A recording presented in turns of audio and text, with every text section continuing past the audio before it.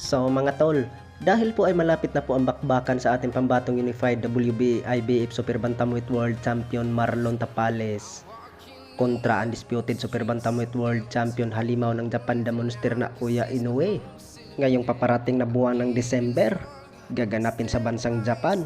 Bukod dyan mga tol, ay maraming nagsabi na mahihirapan talaga ang ating pambato na si Marlon Tapales.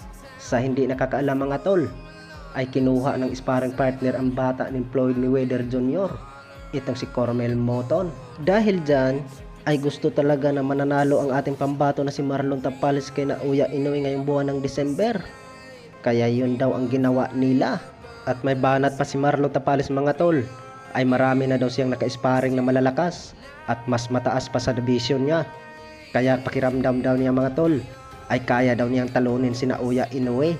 Sa hindi rin nakakaalam mga tol, ay mabigat tong kalaban itong si Naoya Inoue.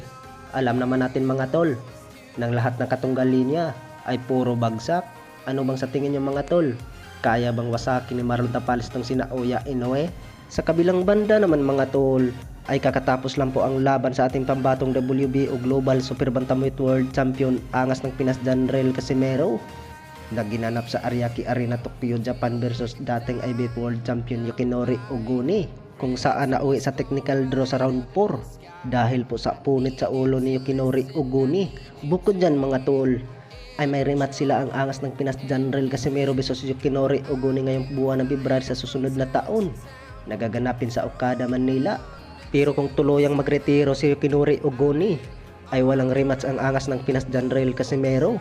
Pero sigurado dyan mga tol, ang makakalaban sa ating angas ng Pinas, ang pambato ng Mexico ng 2 Division World Champion Luis Neri. Ay sigurado dyan mga tol, dahil po ay ilang taon na po nag-aalitan yan sila sa social media. Sa hindi nakakaalam mga tol, ay pati yan si Luis Neri, takot sa ating pambato ng angas ng Pinas. Ano bang sa tingin niyo mga tol?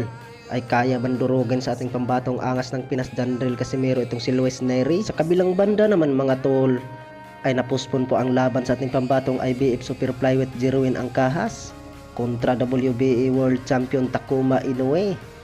Nagaganapin sana ngayong buwan ng November 15. Dahil dyan ay hindi na po matutuloy ang Takuma Inoue versus Angkahas dahil po ay may rib injury itong si Takuma Inoue sa pag-iinsayo.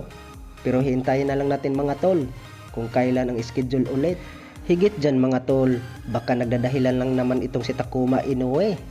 Baka hindi siya 100% sa paghahanda sa laban nila ni Jerwin Angkahas.